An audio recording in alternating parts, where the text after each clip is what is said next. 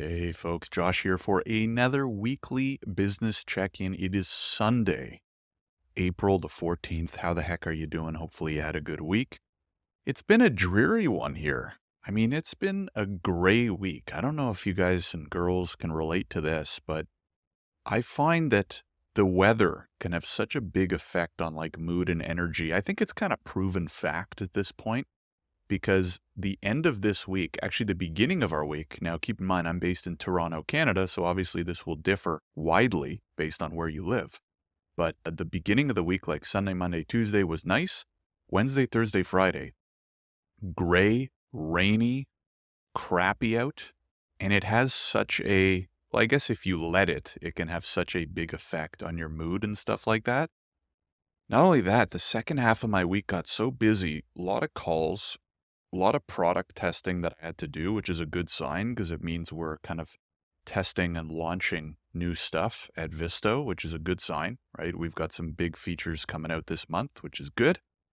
But oh my God, I don't know. It felt draining's not the right word. And maybe some of you entrepreneurs, solopreneurs, wantrepreneurs can kind of relate where once in a while, luckily it's not every week. Most of my weeks are, I'm pretty happy and go lucky. Not that I'm not happy. It was just one of those end to the weeks where it's just like, oh God, I'm ready for Friday afternoon to come, Just dreary out, rainy, gray, not much sunshine, so I couldn't get as much fresh air. A lot of calls. Most of them go pretty well. So like we had a pretty good week. But it's crazy how not even just weather, I guess if we even take a step back, like how much of the external environment can affect our internal, right? And I think this is a key takeaway that I will unsolicitedly share with you, because when you're running a business, there's so much going on in your external environment, and the better you can get at not letting it affect you internally will probably be better, right? Because so much externally is out of our control. Now, there is a fair amount that's in our control, right? How hard are we working? How much output are we putting out each day? Can we do a little bit more? Can we get a little bit more done each day? Can we be a little bit more productive? And will that lead to a little bit better outcomes? But there's so much also that we can't control. The weather, the responses of our clients, the response rates of our clients, stuff like that. So anyways, it was one of those weeks where if I take a step back and I look at the week from the end of it, it's like, okay, that was a pretty good week. But the last few days of it, I think more so because of the weather, it just felt like more of a slog. And that's what happens, right? Especially for those of you who've been running or trying to run businesses or starting to run a business and it's been a while. We just have those weeks, right? I don't know if any of you can relate where maybe once a month or once every 2 months, you just have one of those weeks, quote unquote. I'm making the bunny ears for those that are listening on the podcast and not watching on YouTube, which shame on you. Although, I don't know, this is, it's fine to listen to just the audio. I feel like the real benefit is in the audio here anyways. So really what you're missing on YouTube is me at my standing desk in front of my big ass bookshelf talking into the camera. So if you like listening to me on the podcast every week, great. Thank you. I appreciate it. So anyways, it was a big mix, I'd say, of number one, testing product.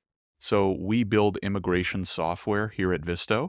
And as the resident in-house lawyer, we obviously have software developers that do the magic, right? They write the code, they build the stuff.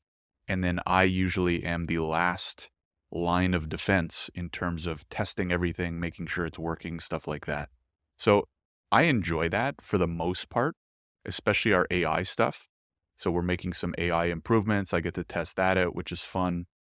We're launching a new automation probably this upcoming week, just making some last bug fixes, but we're automating what's called a spousal sponsorship application, very popular application here in Canada.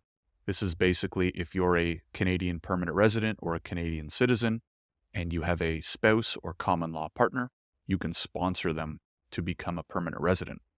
And it's a pretty popular application. It's also a pain in the ass of an application in terms of the number of forms to fill out, the number of documents you have to gather So immigration lawyers and consultants don't love doing it because it's a pain in the ass from the admin side.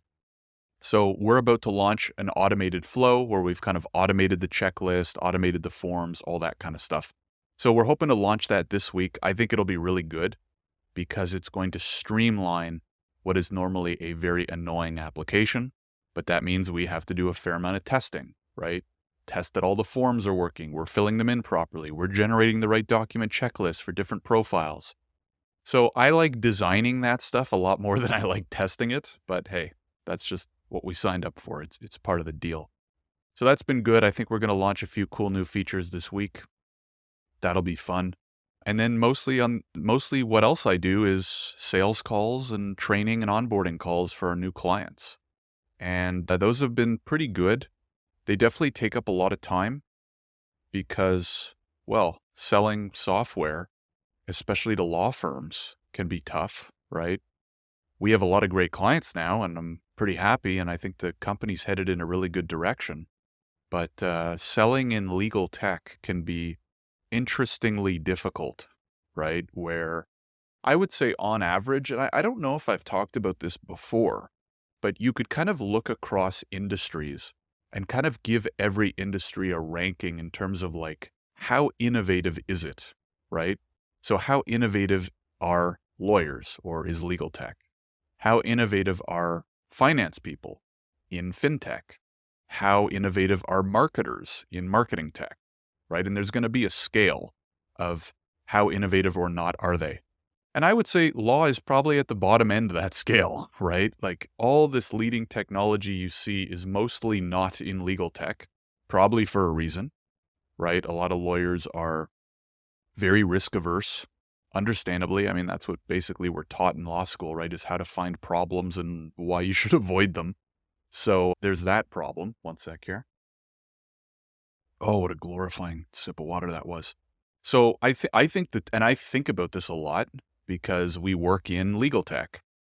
And I think probably the two biggest reasons why legal tech lags behind most other industries is number one, lawyers are quote unquote less innovative than many other professionals, because that's kind of how we've been trained and how our brains work. And number two is that most lawyers are too busy lawyering to go innovate all that much, right? Because if you think about it, if you're going to build new innovative technology, you probably want an expert on the team or leading the team to do it, right? So for example, you might have a med tech company and it's a doctor. Doctor says, you know what, I'm gonna stop my medical practice. I'm gonna go start this tech company. Or I'm gonna practice a little bit less and I'm gonna start this tech company on the side, right? Or you have this marketer who's like, I've been running my marketing agency for years, but I don't want to do it anymore. I'm going to build this marketing software now. So you kind of you don't need, but you certainly benefit from having like that domain expert on the founding team. And so one of my theories is that one of the reasons why legal tech lags behind is because the domain experts, aka the lawyers, are too busy just making enough money practicing as lawyers to be bothered to go help innovate, right? Why should I go risk it all to build a new tech company when I can just keep practicing in my law firm and making a pretty good living? You know what I mean? So most of this stuff, it comes down to, and this is one of my biggest takeaways from Charlie Munger, is follow the incentives, right? What are the incentives? Humans usually act quite predictively if you dig down into the incentives. So what incentive does a lawyer have? Let's say they've been practicing for 5, 10, 20, 30 years. They've built up a good firm, a good reputation. They're making lots of money. Why would they risk some or all of that to go start a tech company and put it all on the line and try to sell to other lawyers and stuff like that, right? So those are my two biggest guesses. That's all they are. They're just guesses. So anyways, that's my rambling for the week. Hopefully, maybe you can relate to some of it or all of it. If you have any feedback, let me know what you think. Feel free to put a comment on the YouTube video, or if you're watching this or listening to it after coming through my Substack, which you should definitely be on, then you can respond directly to the Substack or comment on Substack as well. If you're not already on my Substack, definitely check the link to the Substack in the description, whether you're watching on YouTube or listening on the podcast. Anyways, books for the week. I'm holding this up for those watching on YouTube. If you're not watching, if you're listening, you won't be able to see the book, the physical book, but I just finished this mammoth a few days ago. Great book. It was a book on Bill Marriott. Marriott? I don't know. And it's called Success is Never Final: His Life and the Decisions That Built a Hotel Empire. And it's big, right? Like, I'm holding it up on its side now. This puppy clocks in at just under 500 pages, and it's like pretty dense pages, right? Like, when you pick up a book, there's a wide range of like page density, right? In terms of like how many words per page. And these were big pages to get through. So it took me a little while to finish the book, to read the book, but it was really interesting. I would almost call it more of a history on the Marriott company, because they started way back. Bill's father, J.W., started the company. It was like initially a restaurant, and they were in the food business, and then slowly expanded. And then, Bill started working at the company, and they started doing more and more hotel stuff. And eventually they realized that they were making so much more money with hotels, and they eventually ditched the restaurants, and they built Marriott into what it is today. So anyways, it was a longer read, but it was a very good book. I definitely learned a lot of good stories, a lot of good business lessons, and I would highly recommend it. I think one of the key takeaways that I took from it, and this is a huge pattern that's emerged, in my opinion, when I think of all these books I've read on Ray Kroc and Phil Knight and Jeff Bezos and blah, blah, blah, is the obsession over the customer and the customer service. That has to be one of the key themes and lessons that I've noticed from a lot of these very successful entrepreneurs. Sam Walton, again, comes to mind, where they just, from the beginning all the way through the end, it's almost like nothing else matters except obsessing over the customer. What do they want? How do you help them get it? How do you treat them well so they come back and refer you to friends and stuff like that? So that's probably the key theme that I can pass on from that book. Definitely a recommended read. And now I'm almost halfway through a book by, is his name Stephen Bartlett? 33 Rules. Hold on, I'll tell you the book. It's called The Diary of a CEO, The 33 Laws of Business and Life by Stephen Bartlett. And I'm probably about 40% of the way through that book. So I'll give you the review probably next week when I'm done. So far, I'm liking it too. It's a much quicker and quote-unquote easier read, but a little bit different in a good way. So anyways, I'll talk about that next week. But yeah, the Bill Marriott book was really good. I would recommend that too. I've never read a book, like a memoir or an autobiography or a biography about a successful entrepreneur, that I haven't liked. Well, yeah, most of them I love. I would say, yeah, there's been one or two where I finished reading, I was like, that was okay. I probably won't read it again.